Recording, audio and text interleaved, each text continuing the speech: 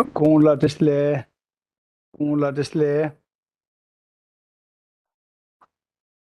con la disle. Disle sing the way. Lang hu de gon, Oh, disle sama. ta gon je mevs. Oh, Pella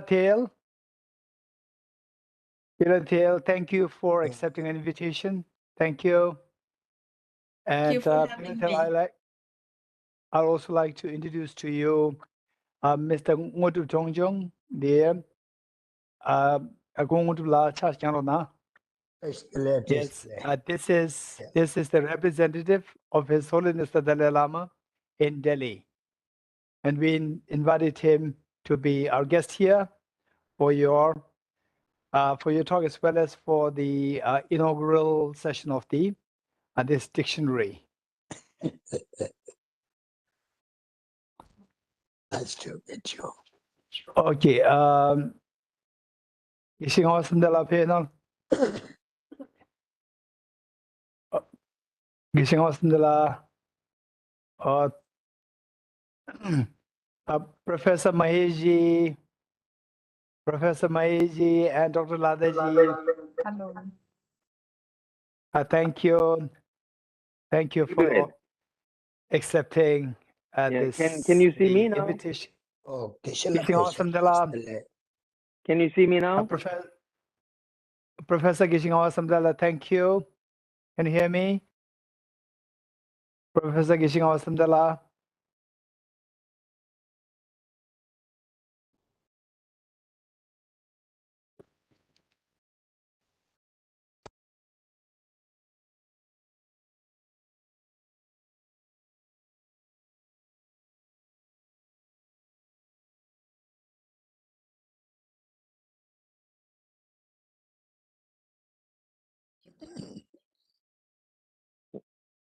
Come disle. Materially. You don't just that.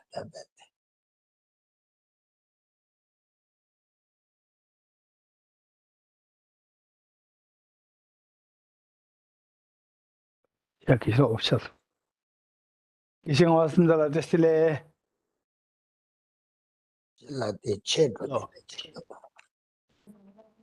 Oh, and Raila, Miss Raila, thank you so much for joining us. And Frisla, thank you. Frisla and Lavinia, the Pavanila, the mother of Lavinia, who very young, dynamic environmentalist who gave a talk last time, chaired by Raila. And today we have Pella Thiel. Okay, thank you. Okay, thank you so much. That wasn't it.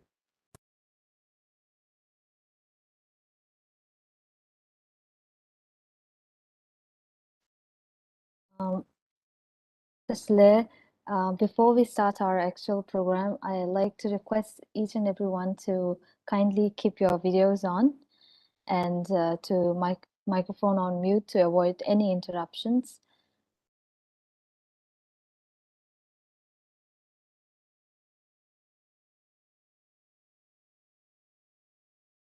Thank you.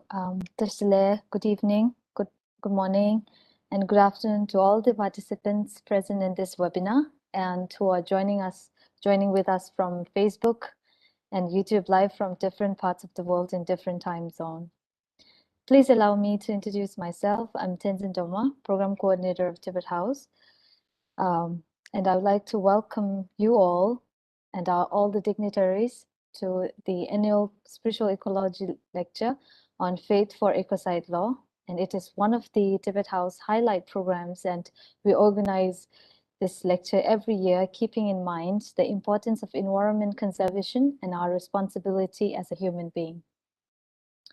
This year, Tibet House invited Ms. Pella Thiel, chairperson of Ecocide Law Sweden, as the speaker, and the chairperson, Venerable Professor Geshe Samtila, Padma Shri awardee and the former Vice Chancellor of Central Institute of Higher Tibetan Studies, And please welcome today's guest, Honorable Kungwongodu Dongjungla, former Kale, representative of His Holiness the Dalai Lama, Bureau of His Holiness the Dalai Lama, based in Delhi.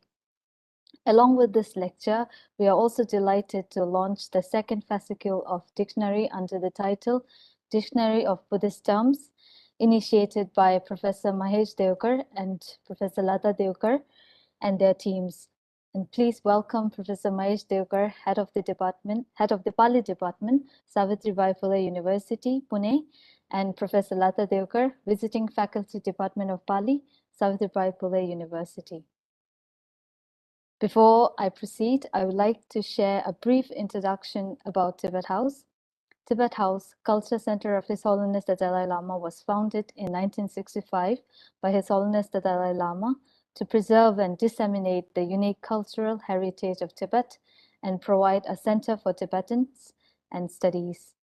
Tibet House also has a museum of valuable Tibetan arts and artifacts, as well as a library. Tibet House regularly organizes lectures, national and international conferences, exhibitions, film screenings, and festivals throughout the year.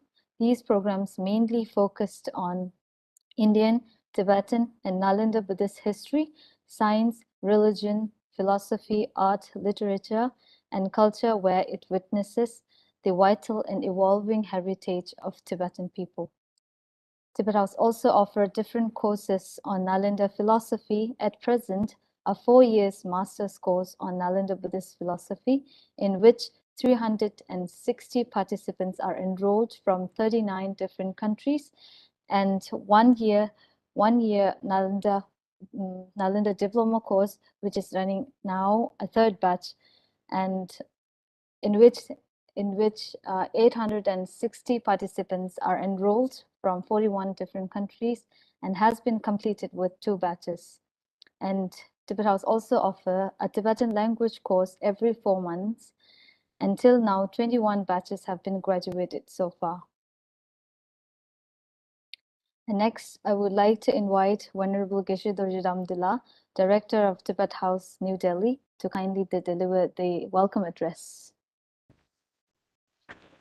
Thank you so much, Tenji Dumala, the program coordinator of Tibet House, Delhi, Cultural Center of His Holiness the Dalai Lama, and the most venerable monks and nuns, and our chief guests, the representative of His Holiness the Dalai Lama, the Bureau of His Holiness the Dalai Lama in Delhi, Mr. Nguruk Chongchung, the former Khalid, and also like to welcome our chairperson for today's talk, the Padma Shri awardee, Professor, the most venerable Geshe Ngawa Samdala, from Central Institute of High Tibetan Studies, and today's the presenter, Miss Pella Thiel from Sweden, who so kindly accepted our invitation, and who was identified, who was very strongly recommended by our very dear friend Raila from the Finland, and then we have the Professor Mahesh Devkar as our program coordinator, Tenji Dumala, indicated, a very dynamic, the professor, and who is involved, who is the key person who shaped the whole Buddhist, the systems there in the department, Pali department in Pune, and very affectionate, very loving, very dynamic, with extreme, the ideas how to make the department very vibrant. And his tenure of the department brought such the vibrant projects. For example, the one which is going to be launched just now, the Dictionary of the Buddhist Terms in the Multilingual Buddhist Dictionary, And we have Dr. Ladaji, the very dynamic, again, very dynamic, a doctorate in the Buddhist, the philosophy and language. We are so honored that we have all these prominent other figures here.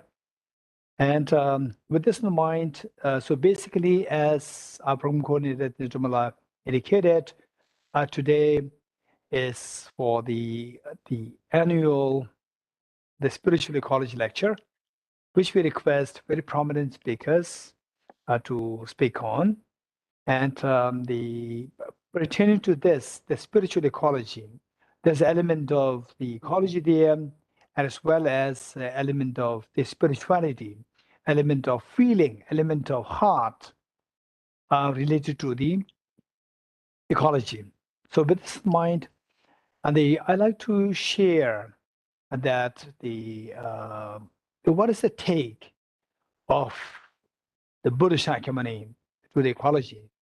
This is what I like to bring to your attention, and also to the Pella Thiel, and to the attention of the Raila, and I'm sure our very young previous speaker, Lavinia, whose mother we can see here, Pavanila, that I'm sure that this girl is listening to this this presentation. It's the inspiration of this girl that we connected to Raila then, and Raila now connected us to Pella Thiel. We are so fortunate that we are listening to Pella Thiel, the chairperson of End Ecocide from Sweden.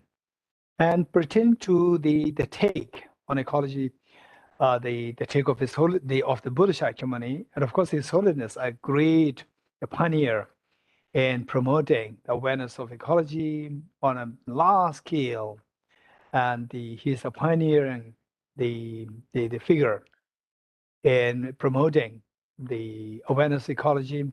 And as for the Buddha, in those days, which means 2,500 years ago, when ecology was not really a big issue, then everything's so natural. So you go to any stream, you can drink the water directly. And the air pollution was totally unheard of in those days.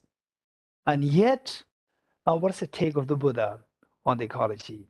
So in fact, when I was a student myself in a monastery under the training, and I was so fascinated by the Buddha's thought pertaining to the ecology, the need for the people, his emphasis, his directions, and given to the monks and the nuns as to how to take care of the ecology. For example, one simple example was that he was so particular that the resources should not be taken for granted, should not be wasted. And for him, even though it is your resource, your wealth, but you don't have the right to waste it. This is amazing. For example, today, people say, okay, it's my wealth. So I have like 10 cars, 20 cars, and I have this airplane, that jet, and this number of the houses, this number of the carbon emission. Who cares? This is my wealth. But the Buddha, for Buddha, no, it may be your wealth, but you don't have the right to waste it. And one simple example that I'll give you is that for the monastics, the Buddha made it very clear that you're not supposed to fall asleep, or you're not supposed to sleep with in those days, no electricity lights. In those, just simple butter lamps or the oil lamps. And the Buddha very clearly indicated that you should not be sleeping with the oil lamps on, because it's a waste of resource. Buddha was very particular. Although it is your oil, you may be so rich, you have tons and tons of oil, but you don't have the right to waste this resource. So said that you're not supposed to sleep with the lights, the oil lamps. They light it. And the Buddha, and then all these questions arose that there are people who have phobia to sleep in dark. So what should we do? And the Buddha's teachings grounded on compassion. Compassion. Compassion. That the Buddha said that yes, of course, even this wealth is for your well-being. The wealth is for your well-being. It's not that you have to sacrifice your well-being. What you have to sacrifice is you have to sacrifice your waste of the resource. You're not to sacrifice your well-being.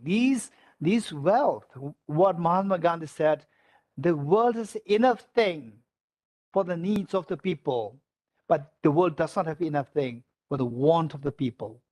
So this is what the Buddha very clearly indicated, that yes, you have to use, if there's a phobia there, we have to spend lots of resources to heal the person's illnesses. And if this simple light, if it helps you to get rid of your phobia, be it. That is the purpose for why we need these, the environment. We need the well, we need the resources. That's fine. Otherwise, for no reason, just out of your feeling that I have this wealth, you're not to waste it unnecessarily. One.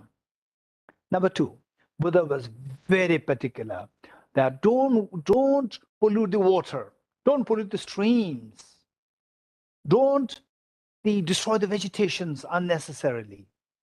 And he made it a very strict rule saying that if you pollute the water, pollute the streams, the running water, the running streams, it's infraction.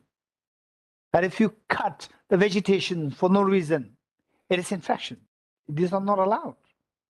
So looking at these points today, we can imagine that the Buddha's view of the environment as early as 2,500 years ago, when the world was totally unaware of the ecology, just taken for granted that this should be the air quality. Today, what we have to do, you have to use the air purifier. So those days, these natural air purifiers are the air, vegetations are the air. And today we have to drink the water, the bottled water. We have to buy them. No, in those days, if today, what is happening today? In those days, if somebody were to hear what is happening, that, 2,500 years ago, people have to buy water, they'll laugh at us. That what happened to these beautiful streams? Then they will be all gone. Okay, so from this we see that this ecology has a tremendous element of the spirituality.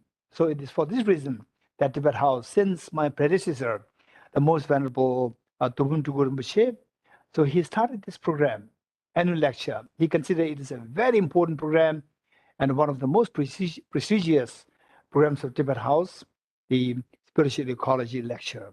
So this one part, and for which we have, last time we had a very young college girl who is extremely dynamic, the environmentalist, and who was literally like feeling anxiety to see that the world is going through destruction. The ecology is going through destruction. So we, to encourage, to tell her that, hey, don't lose your health, because you are so concerned about the world, the ecology. Don't lose your health. We are all there to support you. And to tell her that we are there, we requested her to give a talk. And she gave a beautiful talk. And we requested Ryla to be the chairperson. And then we requested Ryla, who could be the next person, to give a talk on the spiritual ecology of Tibet House.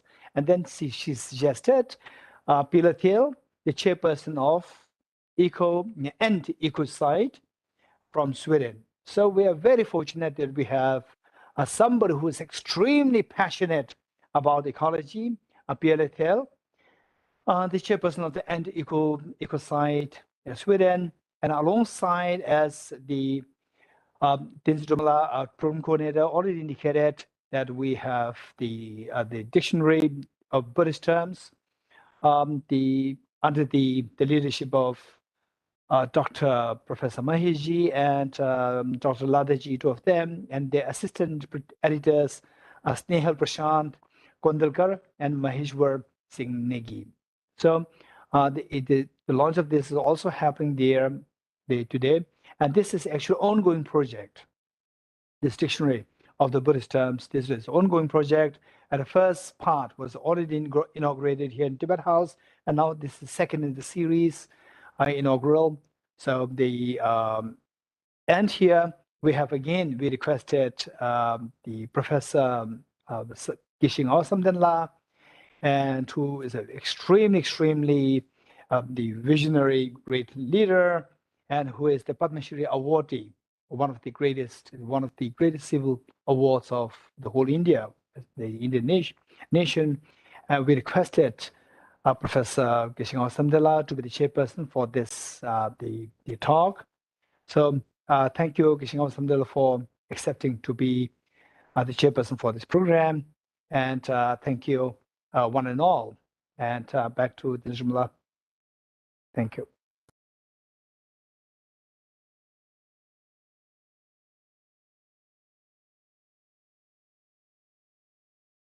Thank you, Thank you, Venerable Geshe Dajit Amdullah. Now, may I request all the dignitaries, Venerable Professor Geshe Awesome, Venerable Geshe Dajit Amdullah, Professor Mahesh Devkarji, and Professor Lata Devkarji to kindly launch the dictionary by raising the book on your hand. Thank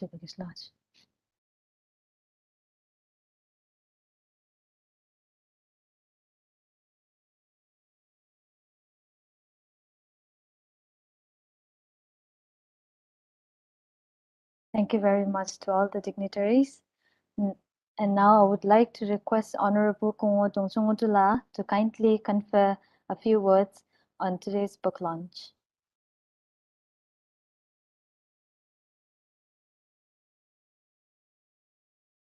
Thank you. Thank you, Testamala. I am neither a scholar in Buddhist studies nor an ecologist. So I've come here to perform a little duty that the young director of Tibet House has given me, which I could not refuse, no, because I've been forecasting for so many wonderful walks, which he has been doing very happily. So good evening to everyone. I congratulate Tibet House for organizing this program, Annual Spiritual Ecology Lecture on Faith, Ecocide Law by Pella Thiel from Sweden. I also congratulate Tibet House for the wonderful walks they have been doing, especially the director who was very busy. With their limited resources, and especially the years, so many years of collaboration with many universities, and such as Pune University through Pali Department, with Professor Mahesh Devkar as the head of that department. I have been hearing from Keshela so many wonderful things and how dynamic Professor Mahesh Devkar is in making his Pali department extremely successful. Thank you, Professor Mahesh. Another very important project Professor Mahesh has initiated is this just launched dictionary project. Under his leadership, with the several languages involved, a part of which is being launched today, as I've said. I congratulate Professor Mahesh Devkarji and his team for the extremely important project. My sincerest and my heartfelt prayers are with this multilingual dictionary project under the title Dictionary of Buddhist Terms, Pali, Sanskrit, Tibetan, and English, undertaking of Department of Pali and Buddhist Studies, Savitribai Phule University, Deshna Institute of Buddhist and Allied Studies in Pune. I'm here with my profound prayers that this project will come to a great success and that this multilingual dictionary will be of great use and benefit as references for the students, not only for the students, but to many scholars alike in the near future for their works in the field of Buddhist studies and Buddhist studies in general, and also comparative studies of different Buddhist traditions. So this is what a kind of a small, with a feeling of gratitude to Tibet House, I share my thought. I'm unfortunate, rather, I'm sorry, I'll be missing the talks of the scholars they're giving. So because of my some personal commitment, I requested Geshe-la also, and I take permission from the chair to leave after this. And much.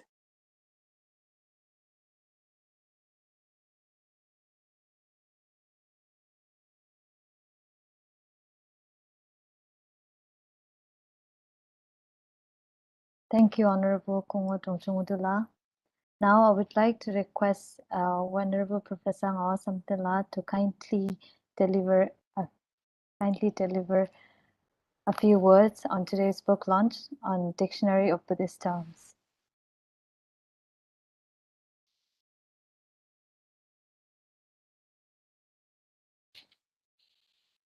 Kongo Tungjung Mudula, the representative of His Holiness Dalai Lama in Delhi, and Venerable Geshe Dorji and the who is the director of the Tibet House and has been doing excellent works and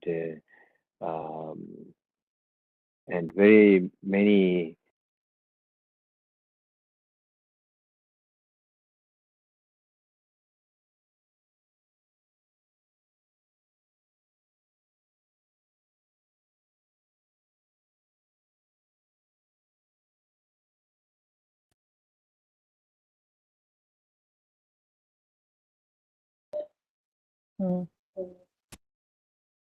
Geshe Ngao Samtila.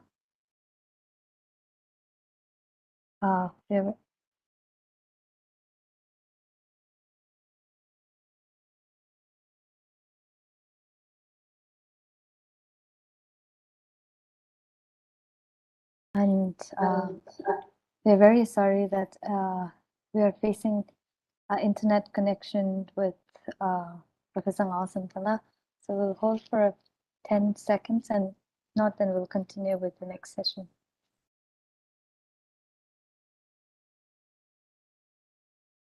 Hello. Yeah. Can you hear me? Yes, Krishna. Okay, so you have not heard me earlier, right? You, Krishna. Okay, Part so of it.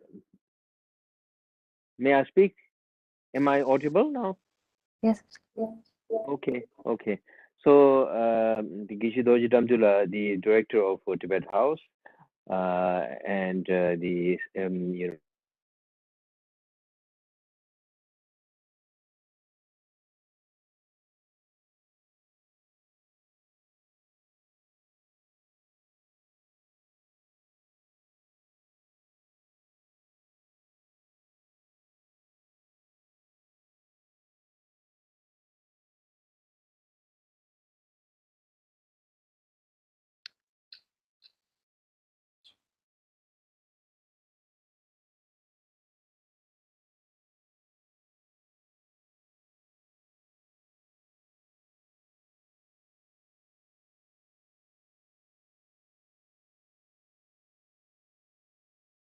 We're sorry again. Before before Professor Geshe Hasandullah comes, I like to request Professor Maheshla to continue and share a few words on the dictionary that launched today.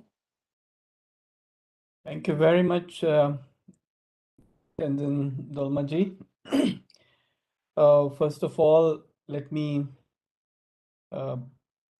express my sincere thanks to the representative of His Holiness, the Dalai Lama Ji, and Professor and Director of Tibet House, Geshe Dr. Abdullah, and today's Chief Speaker, Dr. Pella Thiel, the Director of End Ecocide, and chairperson of today's program, today's talk, Professor Geshe Nawang Samtenla. It is a great honor for all of us, and also a great moment of inspiration and motivation that the second fascicule of the dictionary is being launched today at the auspicious hands of the dignitaries. It was indeed our sincere wish to get the blessings of His Holiness for this dictionary project, because as all of you are aware, the dictionary projects are basically they are of long duration, and we really need lots of efforts, but on the top of those efforts we also need blessings from great beings like His Holiness the Dalai Lama. I'm today extremely happy that through his representative we have received that blessing. I hope that in future we would actually get a chance and get some few words as a words of blessings from His Holiness for this dictionary. Right now our plan is to publish this in fascicules. As we complete the work, immediately we would like to bring it to the public domain, so that whatever we are doing should be usable and should be accessible to scholars. So we have decided to publish this in fascicules.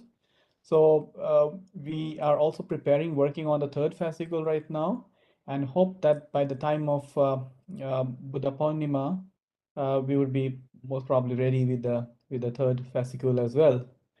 I here would like to thank Geshe Dorje Damdullah for being a wonderful support and Kalyana Mitra for us in the Department of Pali and Buddhist Studies of the Savitribai Phule Pune University. He is in supporting our course in Buddhist psychology for many years now. With his scholarship and wisdom, he has been guiding us, and he's also guiding our students in this course. And I'm really happy that last year, on the auspicious occasion of His Holiness's birthday, on 6th July, we launched the first fascicule of this dictionary in the Tibet House at the auspicious hands of Geshe Dorje Damdullah. And today, within the span of 7 months, we could publish the second fascicule. So his blessings and his good wishes are always with us. I would like to also convey my sincere thanks to Geshe Nawang Samtenla. In fact, this dictionary is dedicated to Professor Jita Sen Negiji, who was the chief editor of the famous Sanskrit Tibetan dictionary published by Central Institute of Higher Tibetan Studies in 16 volumes, of which Dr. Lata was also a part. And in fact, we took the inspiration of this work from there. And I'm really happy that Geshe Nawang Samtenla has been also a source of inspiration and motivation for us during this project. And I'm really happy that he has started this project now of translating the Pali canon into Tibetan. And I think for that kind of project, such a dictionary would be an important and a very helpful tool. So I think things are connecting, and this is academic ecology, and I'm really happy that it is not getting ecocide, but flourishing under the auspices of these great scholars and great beings. Dictionary is an important tool, of course, for Buddhist studies, and in order to protect, promote, and develop Buddhist studies across the traditions, in order to break those barriers of different traditions, I think such tools which cut across languages and traditions will be of great help. So in a way, we are also trying to contribute in a very small way to this academic ecology, where all these different traditions which carry the wisdom of the Buddha for the betterment of human beings, for the world, we are somehow trying to kind of create tools which can support and allow this tradition to flourish and to last long. So thank you very much once again, Tibet House and Geshe Dorje Damdullah, and especially I would like to very sincerely thank for these very precious words to the venerable to the honorable representative of His Holiness the Dalai Lama. So through him, we all the team basically, we would like to venerate His Holiness, and please convey our respect, deep respect for His Holiness. And I really sincerely hope that in future we will really get a few words from His Holiness himself for this dictionary as his blessings. So thank you very much, Dolmaji, also for your kind efforts. So thanks a lot for giving us this opportunity in this lecture. Thanks a lot.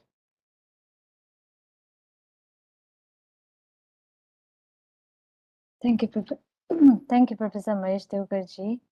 And now I would like to welcome the chairperson of from this year's annual Spiritual Ecology Lecture on Faith for Ecocide Law, Venerable Professor Ngao Samte, Padma Shri awardee, former Vice Chancellor of Central University of Tibetan Studies. And he had his monastic education at Gandhishastra Monastery at Mungot in Karnataka, and he obtained Geshe Toramba and later Geshe Laramba degree equivalent to PhD degree in modern system. He began his academic career in the research department and became head of the research department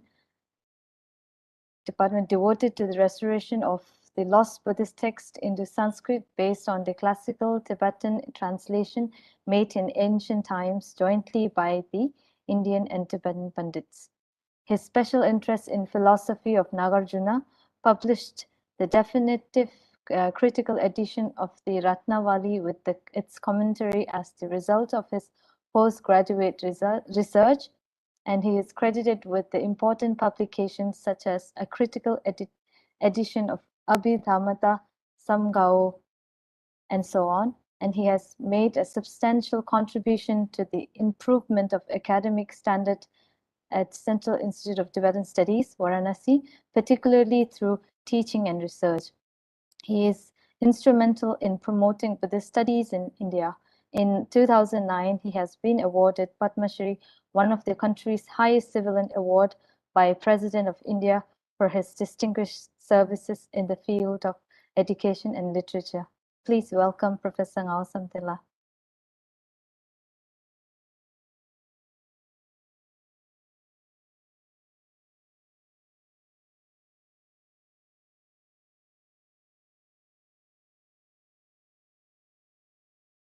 Me.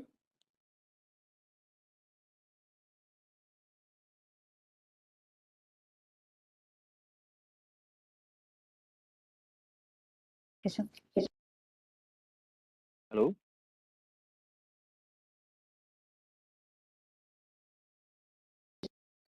Hi, Krishna.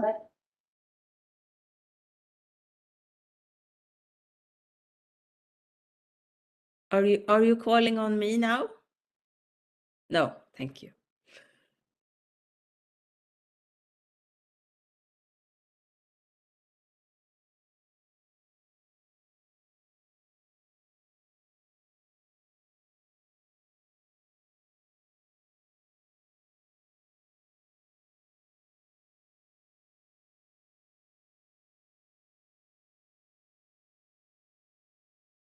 Krishna Samtila.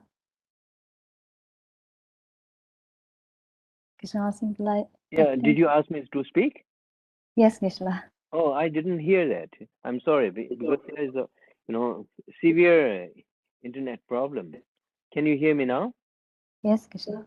Okay. Gishi Doji Damdula, the director of Tibet House, the dynamic director of Tibet House, who has been the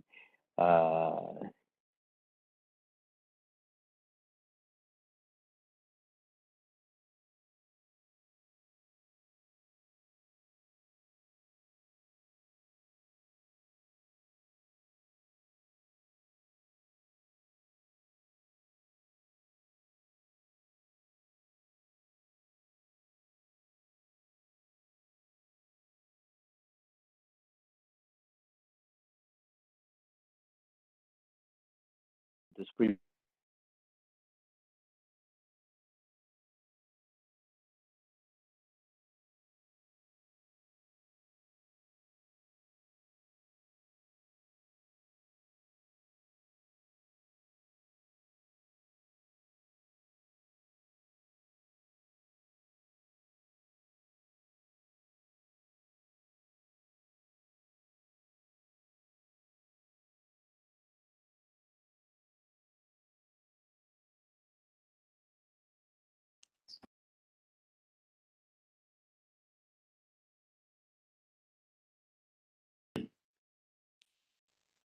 We are sorry for the internet problem again, and I think on behalf of Professor Ngao Samdela, I'll continue introducing today's speaker, Ms. Pella Thiel. She is Maverick Ecologist and activist who works with relational, systematic activism, change processes, and leadership for a society in harmony with nature. And she's also the chairperson of End Ecocide in Sweden. And she's also a coordinator of the Faith for Ecocide Law platform and an expert in United Nations Harmony with Nature's Knowledge Network. And please welcome Ms. Pella Thiel. Thank you so much. It's an incredible honor and with gratitude that I am here today, and I really commend you for having this event on such an important topic. So I am working intensely and with joy and urgency together with Ms. Raila Knuttila and many others to make ecocide an international crime. And I want to introduce to you Faith for Ecocide Law and also invite you to be a part of that mission. But first, I would like you to just close your eyes for a minute or so and just feel where you're sitting and how you are sitting on the ground of Mother Earth, and that you can feel the gravitation, like a love from the earth to you, to your body. And also take a deep breath.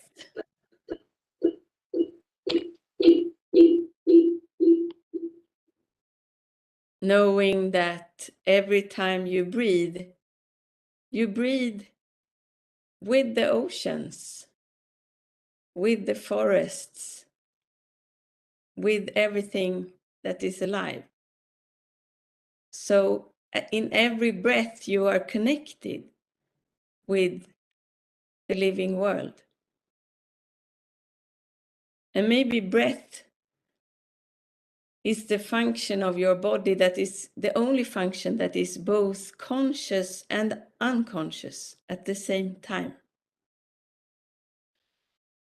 So with your breath, you're tapping into the greater consciousness of the universe. So we can never be separate from that.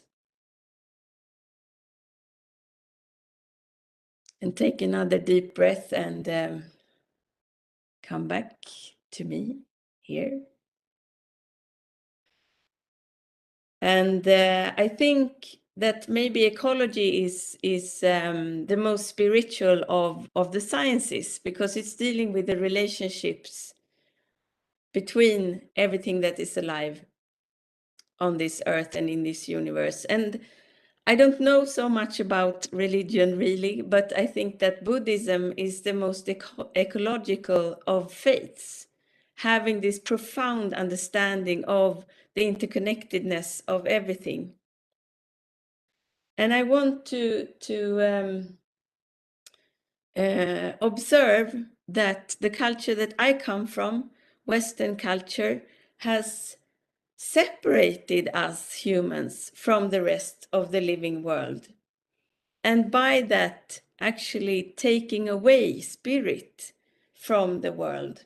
So I want to say something around that, because the Western culture is also in that process has become a colonizing culture. So we have a huge impact on the ecosystems of this world. And I think that is because of the separation. So the legitimizing voices of Western culture, Christianity, for example, says that God created humans in his image to dominate and control, actually, the rest of the living world.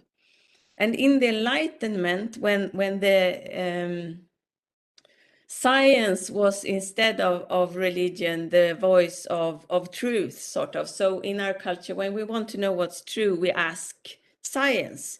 And also the duty of science was, according to Francis Bacon, who is known as the founding father of science, he said that the duty of science is to get control and dominance of the universe from the human species. And he had a very strong language of domination, saying that I am come in very truth, leading you to nature with all her children, to bind her to your service and make her your slave. And this is still, science has never really dealt with this legacy. So for example, there is a French biochemist and geneticist and Nobel laureate, Jacques Monod. He's saying that the ancient covenant is in pieces.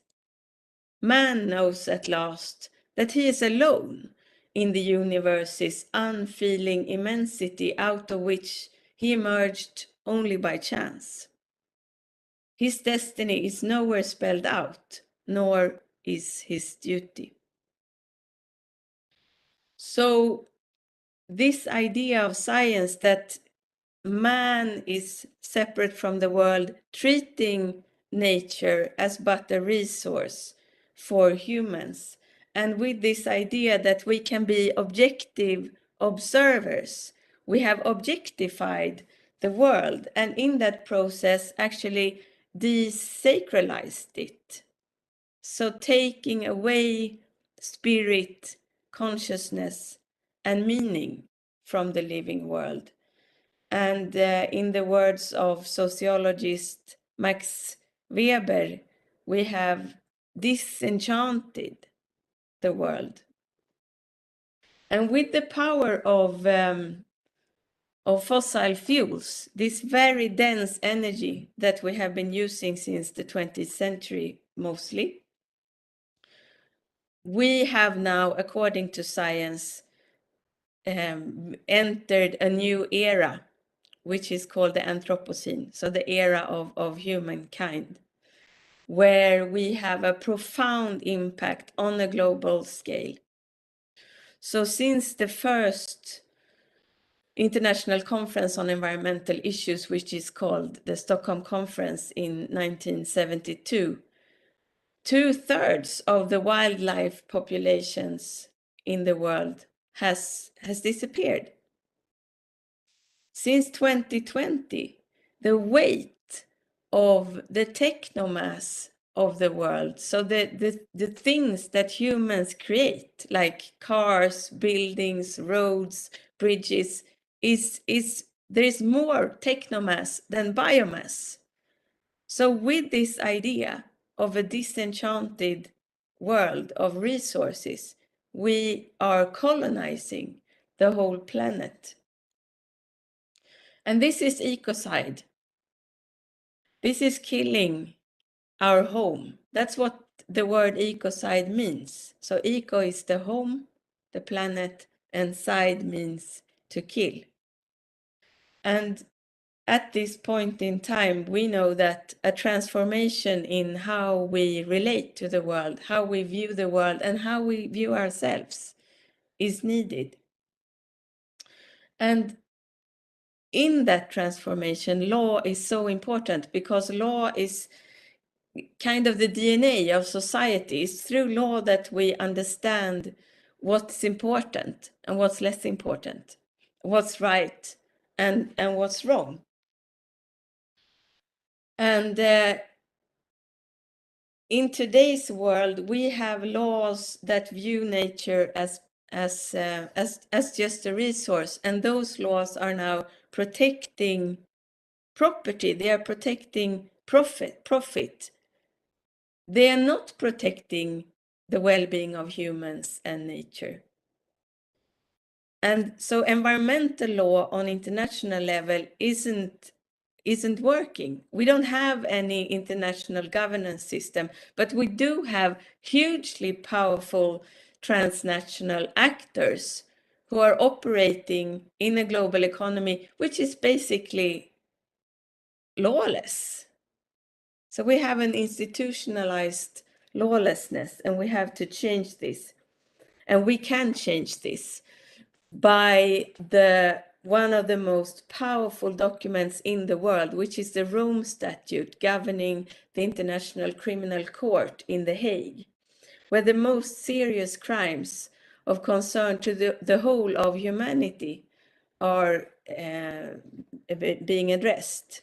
So those crimes are today 4: war crimes, crime of aggression, genocide, and crimes against humanity. So 4 crimes that are of like the framework that is safeguarding human rights at the highest level. They are often called the crimes against peace. And what we want to do is to add a 5th crime to those, which is the crime of ecocide, mass damage and destruction of nature. Making the worst cases of environmental destruction imposes a duty of care on humanity, and a duty of care on those with the power to make decisions that affect humanity as a whole, and even life as a whole. So the platform Faith for Ecocide Law aims to raise the voices of faith traditions and faith leaders all over the world and from different faiths to join to say that we need ecocide as an international crime now. We need this as a safeguard, as a guardrail at the highest level of law to protect the ecosystems of the planet. And I want to read to you our platform,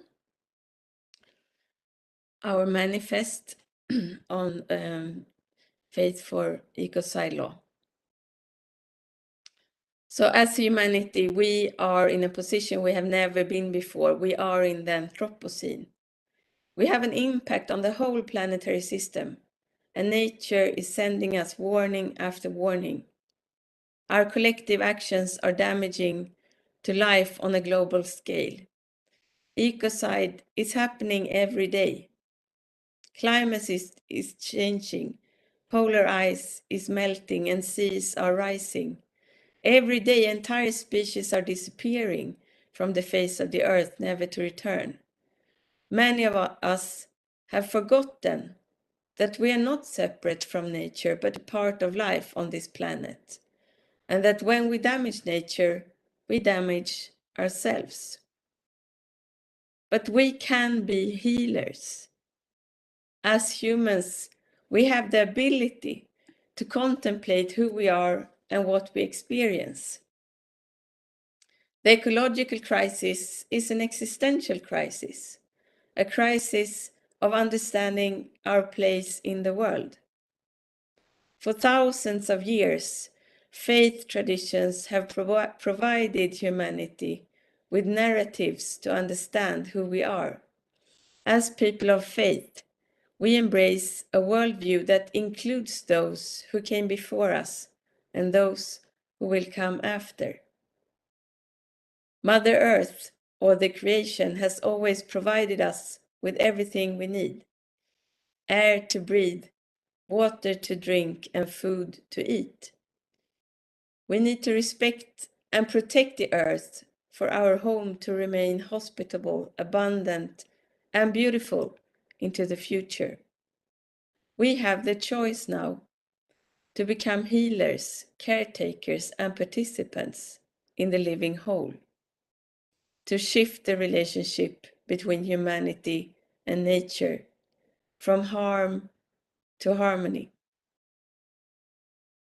And to do this, we need new rules to abide by. As people of faith from all around the world, we demand a global response to prevent ecocide.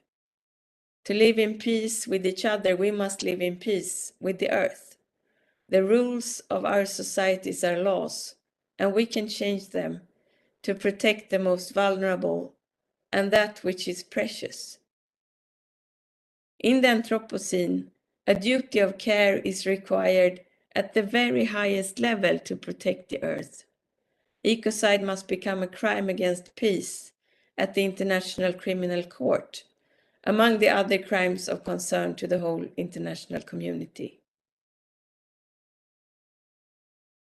And making ecocide an international crime is not just protecting the living systems of the planet by law on the very highest level, it's also a rebirth of that ancient covenant that Jacques Monod mentioned between humans and the sacred, between humans and the living world, where we wake up to our fundamental connection and embeddedness in the living whole. So that's a way for us to understand that we can be healers and we can re-enchant the world and leave this idea of control and dominance of resources and instead encounter a living world. And when we do that, also encounter our human dignity.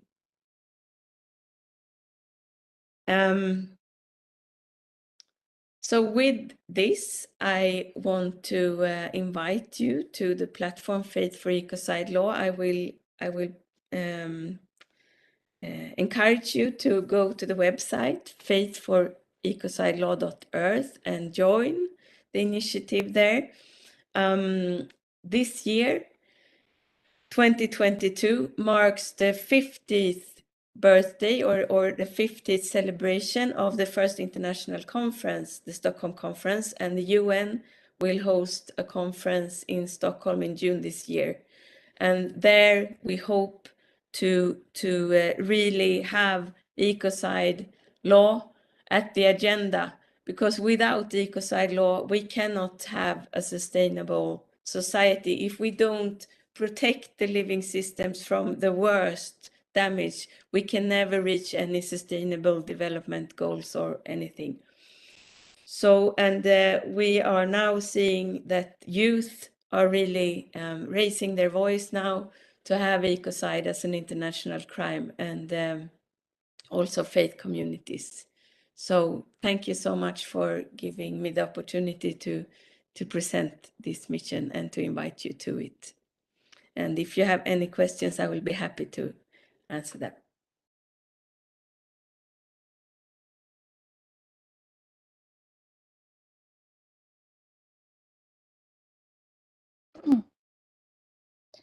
So we will leave for the Q&A session. So if anybody has any questions, kindly raise your hand or a virtual hands so that we can pass the question towards Ms. Pella.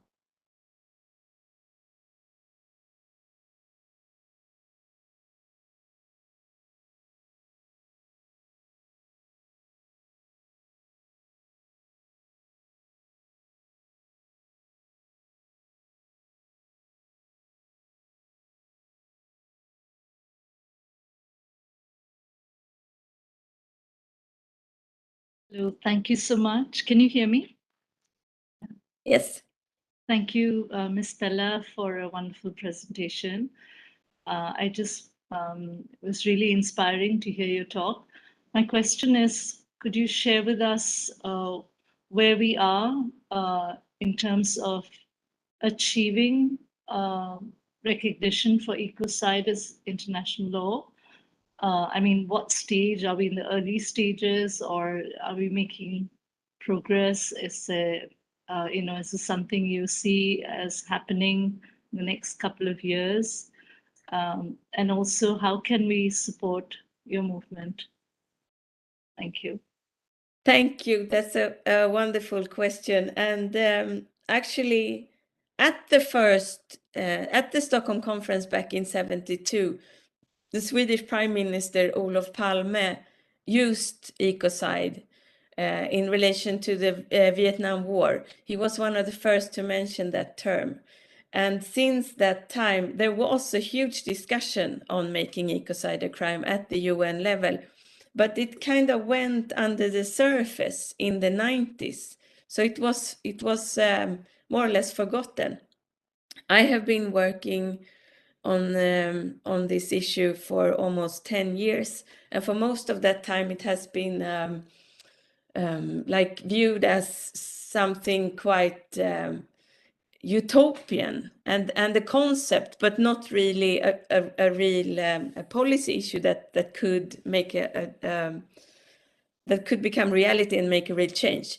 And this has all changed. Like the last 2 years, the discussion has been so lively, and our international organization, Stop Ecocide International, they proposed a definition of a crime of ecocide in June last year. And then it became a topic with a lot of media attention. So there is now interest from government or parliamentary level from, I think, 19 states. So it's really moving very fast. And it can be proposed by any member of the Rome Statute and the International Criminal Court. And that would probably happen in December, because there is a conference in December every year. And we don't know, I mean, it has been discussed at that conference now 2 or 3 years, but it hasn't been formally proposed. That may happen this year. And that's why we think that the Stockholm Plus 50 conference in June is incredibly important for the international community to really discuss this issue and make it a possibility. So it's quite advanced, the discussion at this stage. And how can you support that? Thank you again for that question. I think it is mainly to studying it, learning about it, and discussing it with people, because aside from of course joining and signing up on the Faith for Ecocide Law platform, which you're very welcome to do, but also have this discussion whenever you speak about sustainable development. Ecocide law needs to be a part of that discussion. And I find it to be, especially with young people, such a hopeful thing to talk about, because actually we have been discussing these issues for at least 50 years. So it's the same things are on the agenda now that was at the Stockholm conference. But we haven't even managed to make, the most basic protection for our ecosystems. But we can do that. So I really think that Ecocide Law is such a transformative step to take at this point in time. And I just want a very quick question. How do you envision this law to be enforced once it hopefully becomes law? I mean, can someone, from India petition against something that might not find support nationally, but can they go to an international court and get help there. Now, how does it work? Is it beyond national borders? Yeah, thank you. And I'm sad to say that India is currently not a signatory of the Rome Statute, which is a bit sad. I think it should consider that. But what happens is that making something an international crime makes it a crime in universal jurisdiction. So those are the most serious crimes that are of concern of humanity as a whole, as I said. And the signatories of the Rome Statute, they have to ratify the international crime also into their national legislation. So that's the way it goes. It goes from international crime to national crime. But since ecocide, apart from the other crimes of the Rome Statute, is mainly a corporate crime. So corporations would be, the criminals probably, and many of them are transnational. So that's really a key thing about ecocide as an international crime, that it operates on international level. And yes, you could take those cases to the International Criminal Court in The Hague. And of course, for this legislation to become efficient, implementation would also have to be efficient. So that means that we need to see to it that the ICC in The Hague really has the resources to work with these cases. But I also think that, okay, maybe this is a bit of a long answer, but it was such a good question. That actually, so I want to take an example. Today, if you are a CEO of a company and you would present a project to your board of the company that is potentially very profitable, but also potentially very destructive. And you would say now that maybe, so I know that we have been working on this project now for several years and we have invested in it a lot, but actually now my granddaughter is saying that climate change and the destruction of ecosystems are threatening her future. And that if I allow this project to go forth, she will not speak to me again. So I actually think that, we should probably not do this. And then the board would, the chairman of the board would just say, okay, the door is there. We have to have another CEO because climate change that's not our responsibility. Our responsibility is to make profit for our shareholders.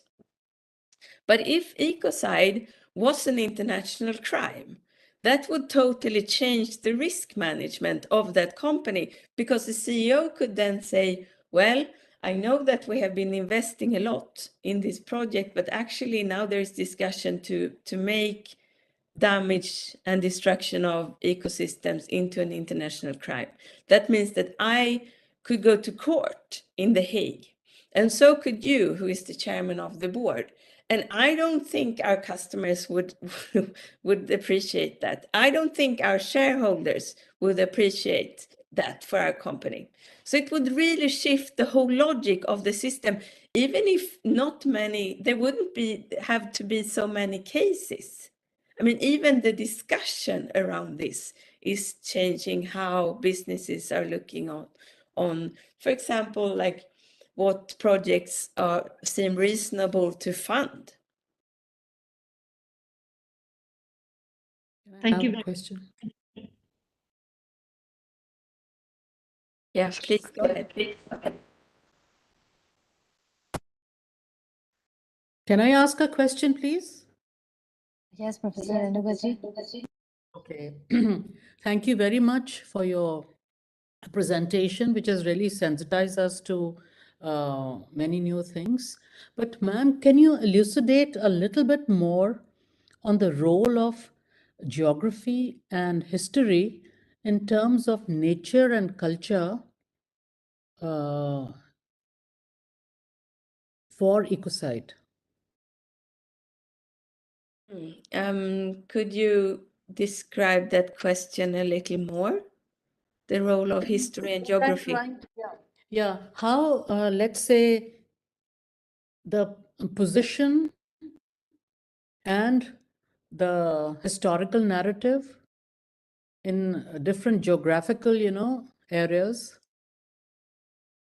will determine the role of nature or culture for Ecocide. Do you think the role of nature and culture is different for Ecocide in very simple terms?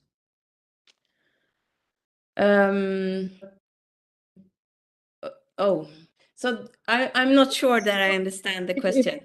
Because nature can also, participate in Ecocide. It's not only culture.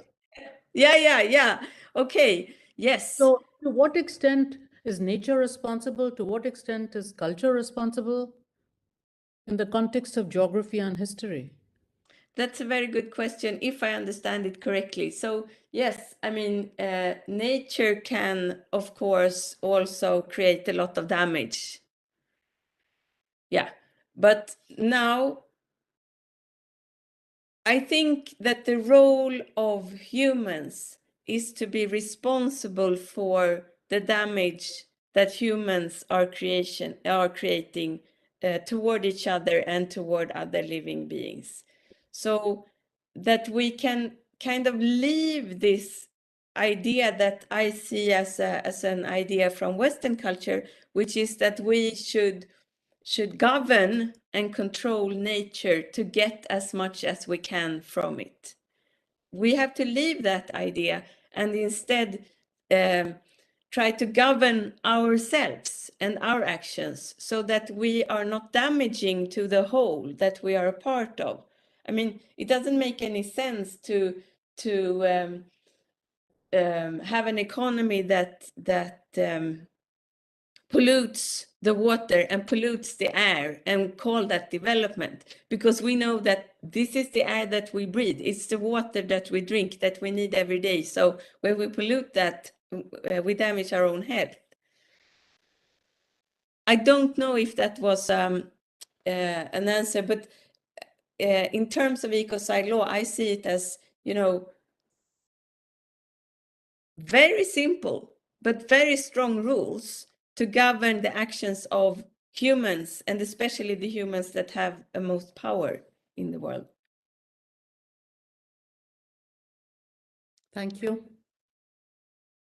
And if you had any comment around that, please. Okay, I have a question. So basically, what you indicated is like a follow-up from Pavanila's question to you about the Ecocide. What contributes to Ecocide, like corporates, like where the customers involved, and when the customers they are ready to invest in some companies which are involved in destroying the environment, and also the the different philosophical traditions teaching their people that the human beings, we are the most important thing, we can govern the whole world. Religions also. So we see that I personally would say that the people of this earth in general, they are like a very young, small children or innocent children. And they are given a shape to be totally irresponsible for the environment because of the different influences from the corporates, as you said, that the CEO will say that no, environment is not our area, so just get out, and our area is to provide profit to our customers. Okay, shareholders.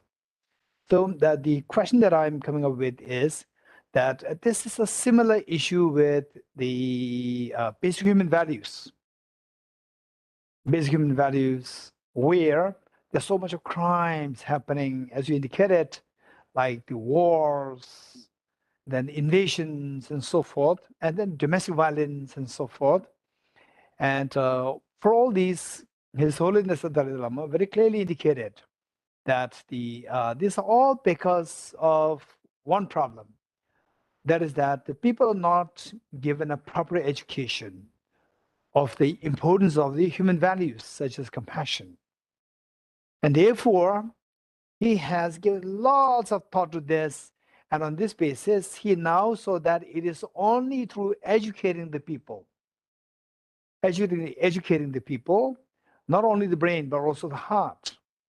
And he said that it is a problem of the modern education.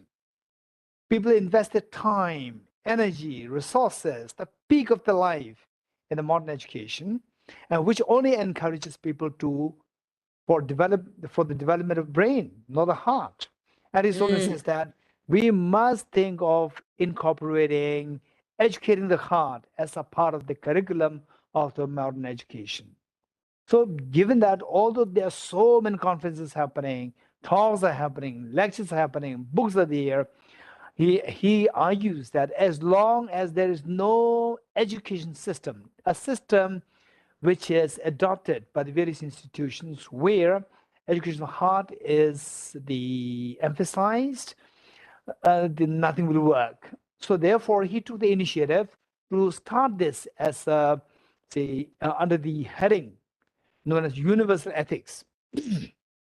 Universal ethics, and it's implemented under the smaller umbrella known as the C learning, social, emotional, ethical learning.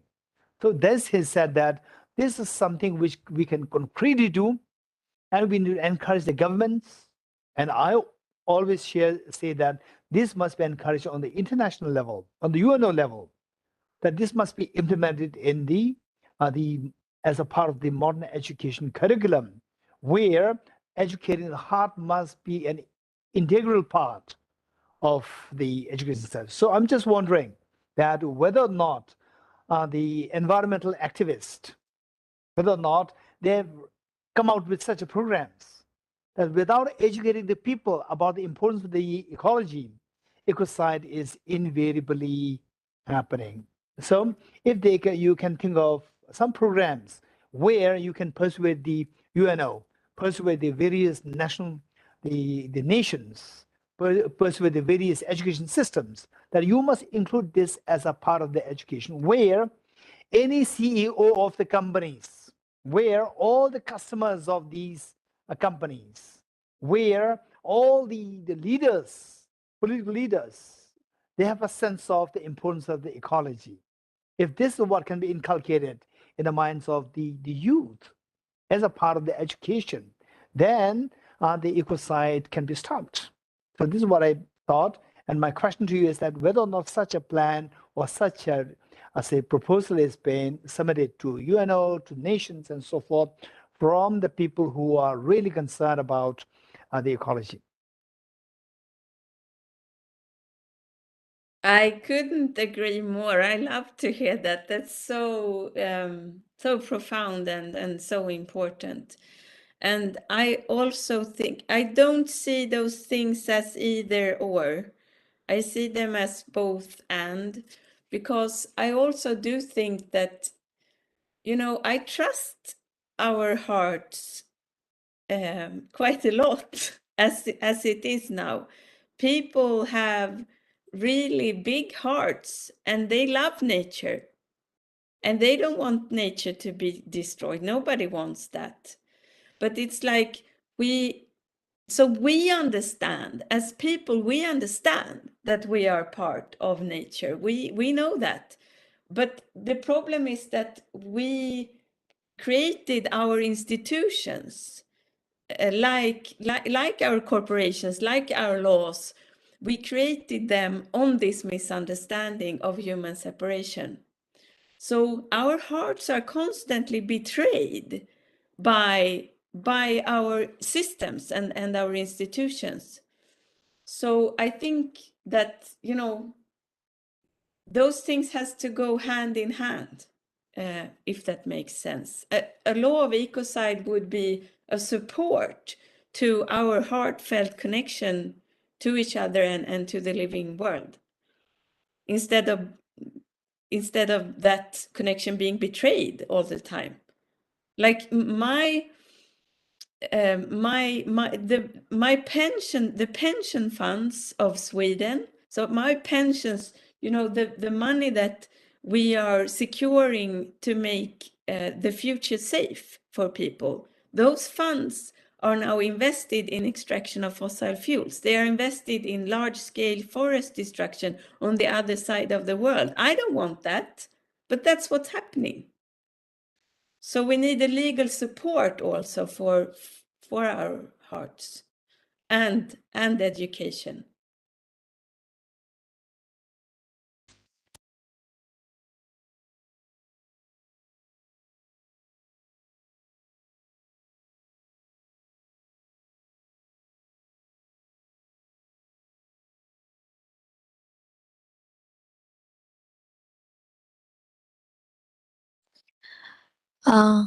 We'll take one last question, then we'll. So, Priscilla, do you have any question? Not so, yes.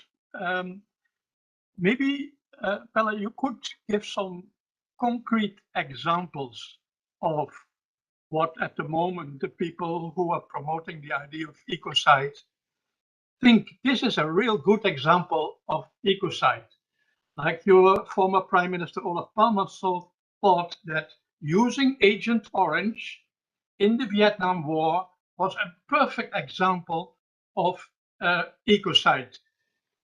Something which destroys not only the nature in Vietnam, but also in Laos and Cambodia, actually the health of many people who are passing through even today. Yeah, those areas are still infected.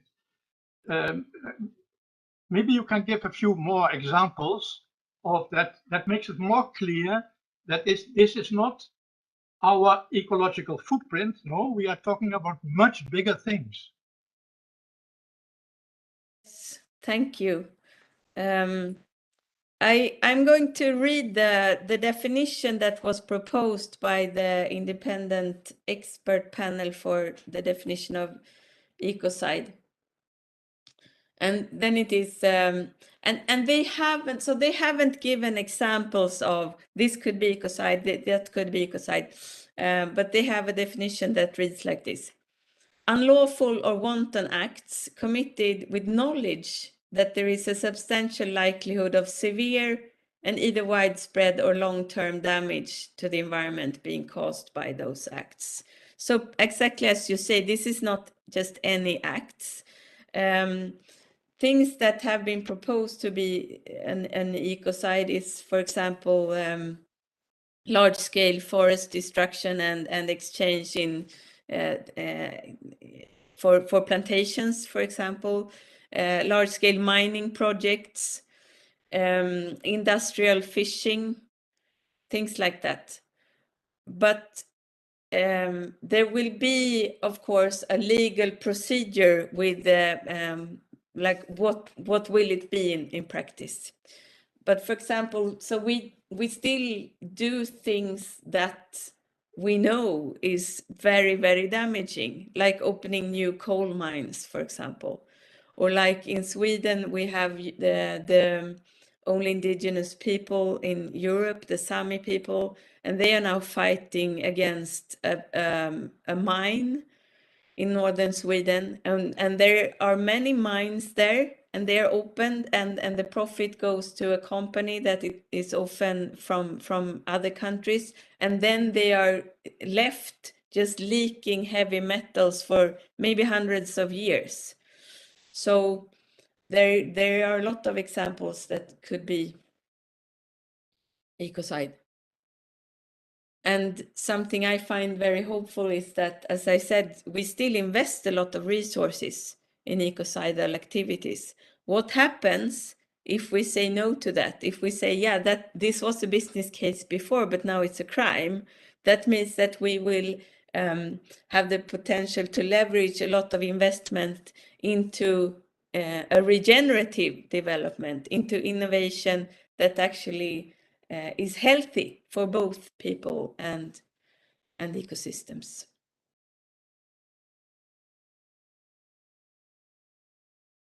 I'll post a link as well with some examples of what might be an ecocide.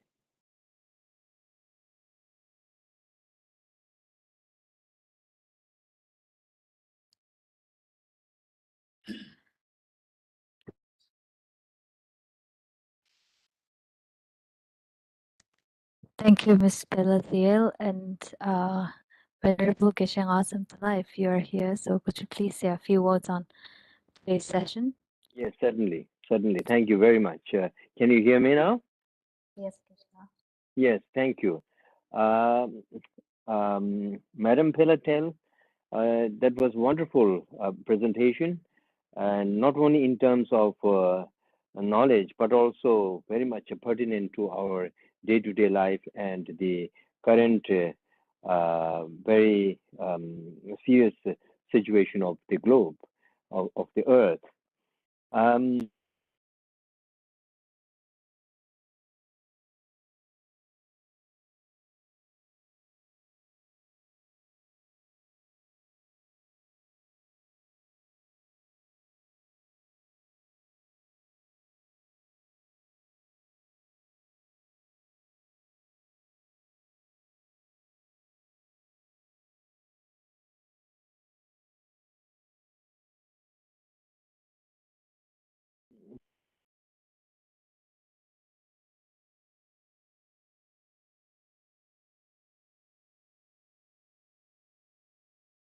Okay, so we are very sorry that the internet connection where Professor Geshe Samdala is quite weak. We are very unfortunate, and the Geshe Samdala is extremely learned, with multiple interests, including environment. We are not so fortunate to be able to listen to him. Okay, since that it is Geshe Samdala. Hello? Yes. Can you hear me? Yes. Okay, so may I continue, please? I think it goes, you know.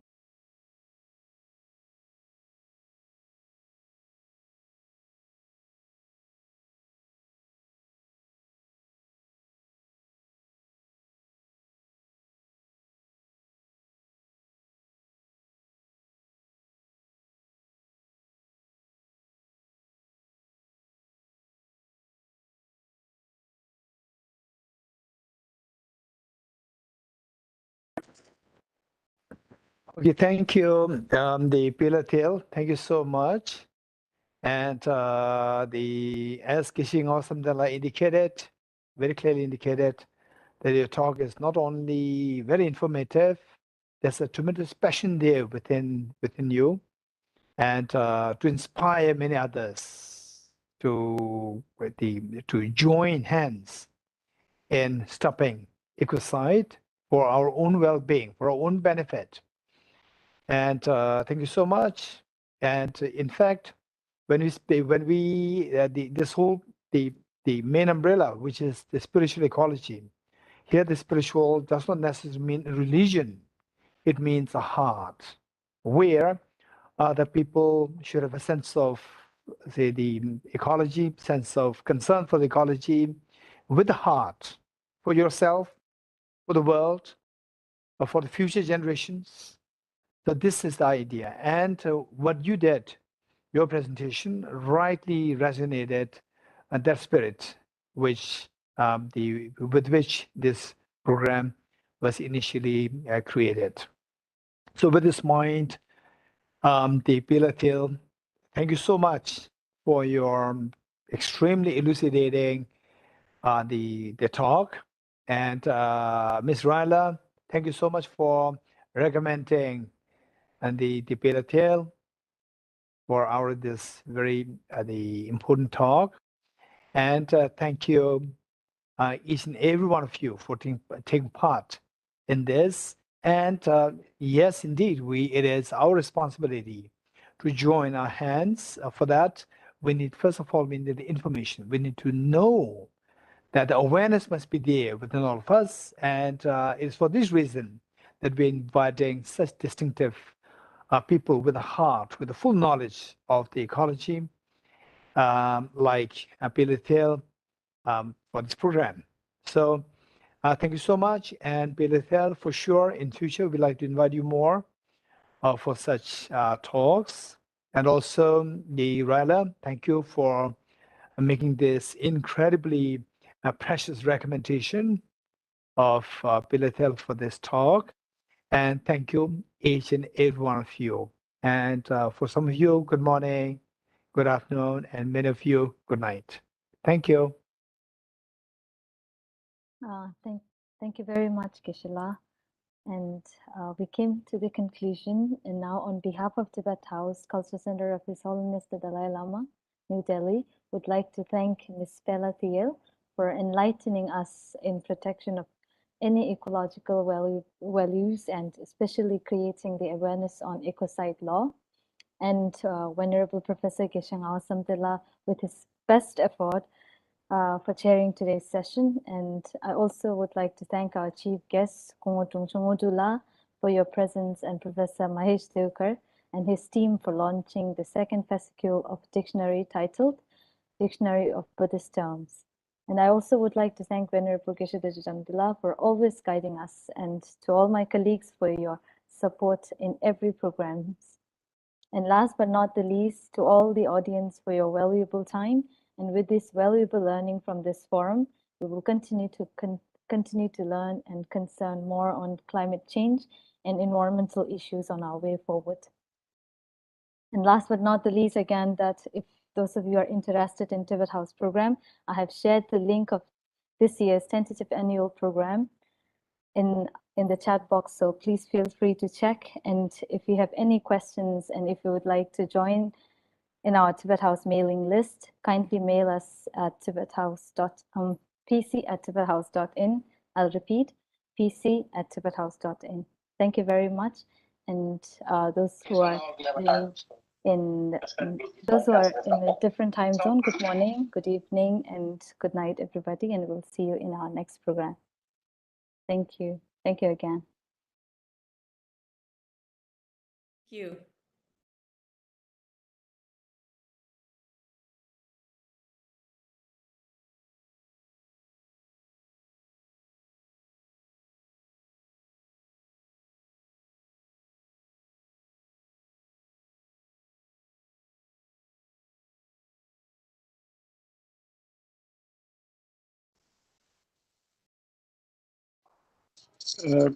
Dolmaji, you're still there. I would just like to inform that the dictionary will be available at the department, and we can probably share the email IDs where they can put the orders. Yeah, it is also available with the dictionary. We can send some details about this so that people can contact. Okay, thank you. Will you share it on the Facebook page or here? I was actually interested to get a copy. Yes, I mean, should we put it in the chat box here? Would that be convenient? That Okay, would be, then we'll do it. Just give me a minute. Yeah, I'll do this. Yeah.